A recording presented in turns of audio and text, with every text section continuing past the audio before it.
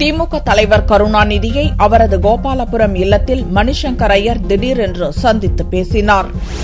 தமிழகத்தைச் சேர்ந்த காங்கிரஸ் மூத்த தலைவர் மணிசங்கர் ஐயர் வெள்ளியன்று திமுக தலைவர் கருணாநிதியை அவரது கோபாலபுரம் இல்லத்தில் சந்தித்தார். பின்னர் செய்தியாளர்களை சந்தித்த மணிசங்கர் ஐயர் கருணாநிதியை மரியாதை நிமித்தம் சந்தித்ததாகவும் அவர் உடல்நலம் குறித்து விசாரித்ததாகவும் கூறினார். மத்திய அரசியலில் காங்கிரஸ் மற்றும் திமுகவின் உறவு நன்றாக இருப்பதாகவும் அவர் கூறினார்.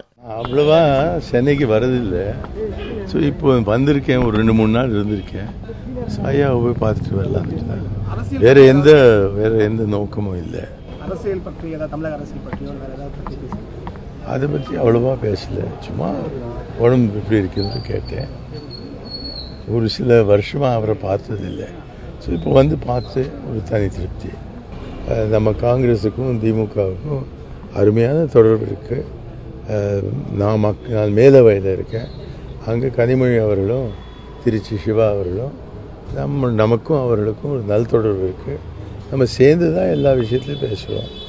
ஸோ அது ஒரு நல்ல இண்டிகேஷன். அடுத்ததான் என்ன நடக்க போறது தேர்தல் நேரத்தில். இந்தியாவில் மத ரீதியான பிரச்சினைகள் உருவாக காரணமாக இருப்பவர் மோடி என்று குற்றம் சாட்டிய மணிசங்கர் ஐயர் இந்தியாவை இந்துத்துவ நாடாக மாற்ற முயற்சிகள் மேற்கொள்ளப்பட்டு வருவதாகவும் கூறினார்.